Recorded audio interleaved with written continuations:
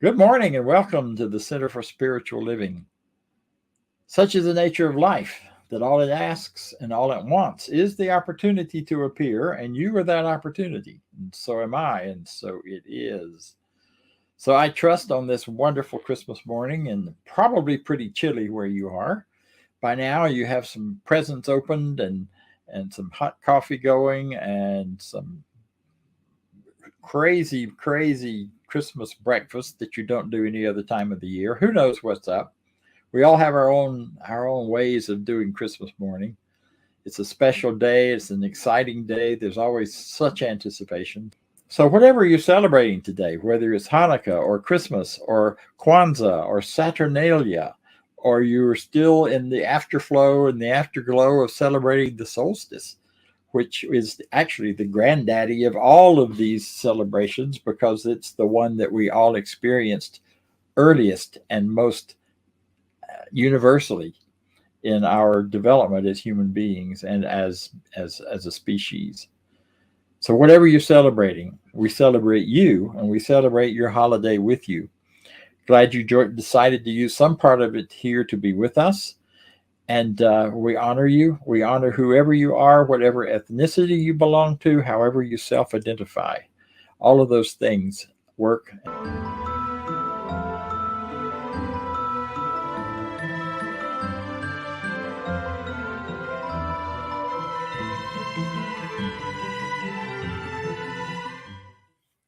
The Christmas story, the story of the birth of Jesus, is a myth in the sense that it's a truth that is of a story that has never, may or may not have ever physically actually happened, but is happening all the time in the hearts and minds of all of us.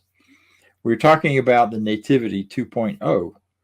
And as we all know from our internet days now, that 2.0 is better than 1.0 and 3.0 shows up. And sometimes those are better, but they're definitely always different. So as we're looking at Nativity 2.0, I want to offer you some perhaps different ideas about it than you may have thought of before. You heard the story of the angels, you heard the story of the announcement, the expectation, the anticipation. And you know that story on the outside, all of those outer myths and outer stories and outer expressions are symbolic, real and physical many times, but they have a symbolic expression that matches something going on within each of our consciousness, within inside of each of us. That's what makes them universal. That's why these stories are universal and can be related to by people, all people everywhere. Whether they decide that they believe in one religion or not, the stories transcend religions. They transcend a particular cultural expression of them. So the idea that something good is coming, something important is coming, something's going to happen, really is central to this early part of the Christmas story, the Nativity. And that happens in each of us. It happens in each of us as we recognize something good is about to happen. You know how you get that feeling some days? You wake up, you feel good, you're ready for the day, and all day long you have this intuition, this niggling, nudging, tugging feeling within you that something's coming, something good, something special, something's going to happen, something's going to wake you up, something's going to come to you that you hadn't expected. I had some of that the other day, and I woke up and I did a little mental spiritual work, did my morning routine, and then I just had this real exciting sense that something good's coming. And within an hour, I got a phone call from someone I hadn't heard from in a very long time, invited me to participate in some ministry and some work here in the Atlanta area, and inviting me back into a relationship we hadn't talked in quite a long time. And it was wonderful. It was delightful. And it was like, the newness has arrived. Something new has been born here, this new relationship. From the past, yes, but new in its present tense, in its present moment. So that announcement by the angels that, something's coming, telling the shepherds, look out, behold, pay attention, because something good has landed over in Bethlehem, and you need to go find out about it. Later in the day, I got a call from someone else, a dear old friend, as a prayer partner, and we chatted and talked and prayed together. And, by the end of the day, I was filled up and happy. Had a great, wonderful, restful night, because I'd had a wonderful day. So these kinds of things get telescoped by our inner selves, by our consciousness, by our intuition. Often those angel stories are your intuition saying to you, or symbolic of the intuition saying to you, something's coming, something's going to happen. It matters.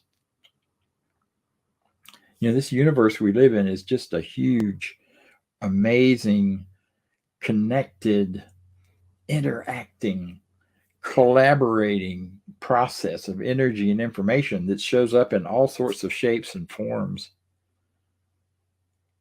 I can tell you that if a day comes when I see a hawk, and especially if I run into an eagle somewhere, or see one, not run into them, but see them flying by, I get excited, because it's a symbol. It's a sign that there's something coming that's good.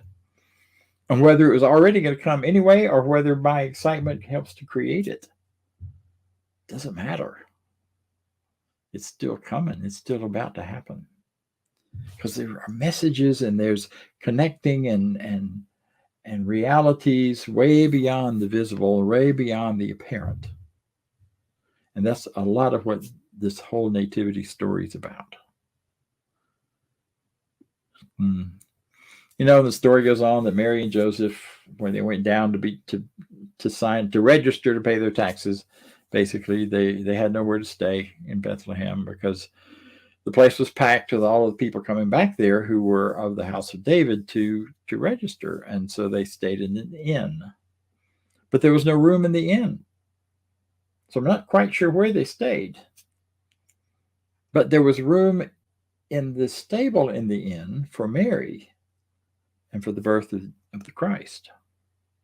And one of the things that's always I've found amusing is that when we think of the story, you may think of the, an inn like this wonderful bed and breakfast with lights and candles in the windows, and it's just this welcoming, sweet, wonderful place. Well, that's not what an inn was in those days.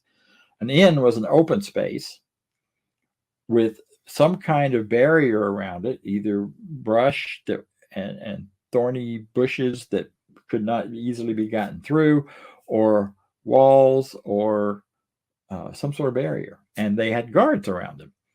And the inn, the safety was that because of the problem with thieves in those days, and especially against travelers, if you stayed at the inn, you got inside that and you pitched your tent, slept like you always did on the ground, and you will be okay, because you were safe, because you were protected. So this whole idea that there was no room there raises that issue, was where were they safe? So they were safe in the stable, in the manger. It's where Jesus was placed. Well, the stable was the only part of an inn that was closed in. There might have been a little hut there for the owners and maybe some of the guards to take a break and stay in. But the stable was the one place that was sheltered and protected, so that offering it to Mary and Joseph was not putting them out in the barn. You wouldn't think of putting one of your friends in the barn if they came to stay and you put them out in the shed out back. That's not what that was.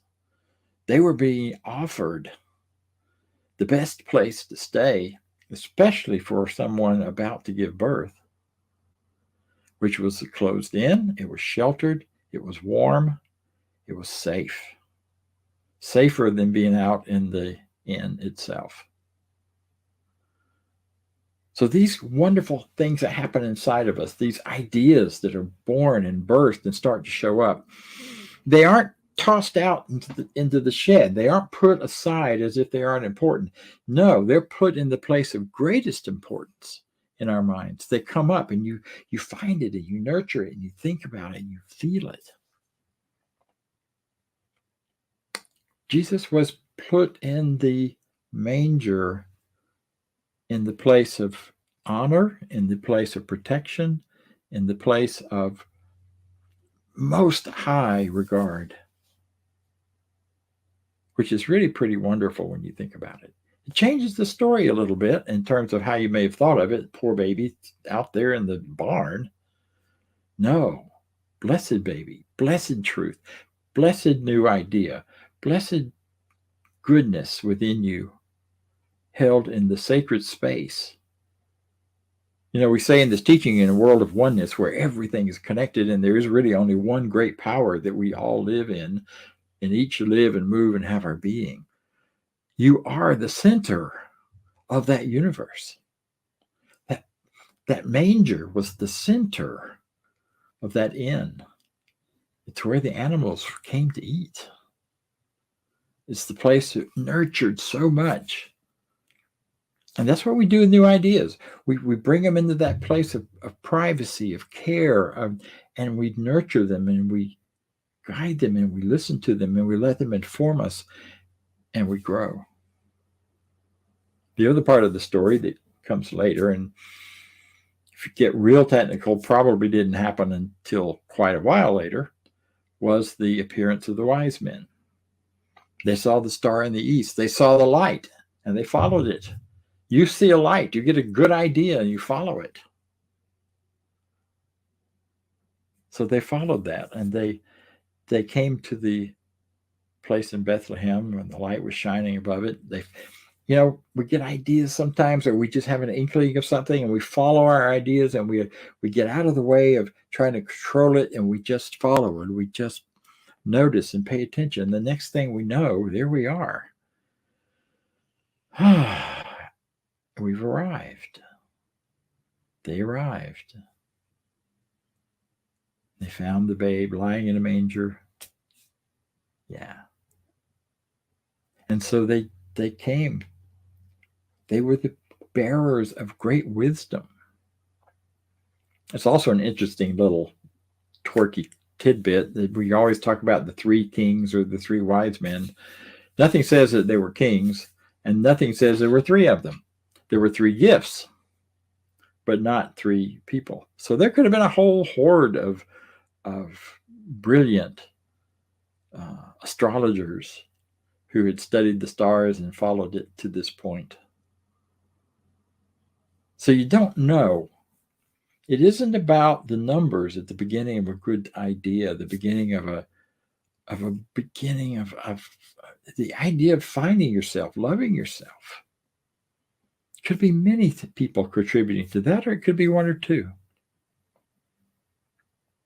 One of the years, a number of years ago now, after my stepfather passed away, and Father's Day came along, and I was feeling kind of down because I didn't have anybody to wish Happy Father's Day. So I made a list of all of the men in my life who were older, who had fathered me in one way or another, given me a good idea, given me love, support, shelter, all those things we think of fathering to be. And the list was quite long. I was overwhelmed with gratitude. I am, as I talked about it. For all the wise ones that came to me and said, here, let us give you a gift of gold, a gift of value, letting you see how much we value you. Frankincense and myrrh, which are things that help you in funerals. There were incense, and there were things that were used in burial, but the significance of that is they were offering lifelong belief in the value of the child. These men did that for me. And so as Father's Day came, I started the phone calls. I started the list and went down the list and called as many of them as I still had information for and that were still alive. It was one of the richest, most powerful Father's Days that I think I've ever experienced. Because I got to give back for all that had been given. And that leads me to the last of these significant symbologies from the nativity story. It is the story of the birth of a child. The story of a birth of the child within you, the child that you are, the divine child that you are. Now, that may be hard to put your head around to start with. You're a divine, I'm divine child? You betcha. You see, we are all expressions of this divine energy and power, which takes shape and form and shows up as every part of creation, including you and me. We may not see or recognize how good we are, how divine we are, how lovable we are. The idea at this time of year is inviting you to celebrate that divine perfection, that divine goodness, that divine love that you are. 100% and absolutely. And as you do that,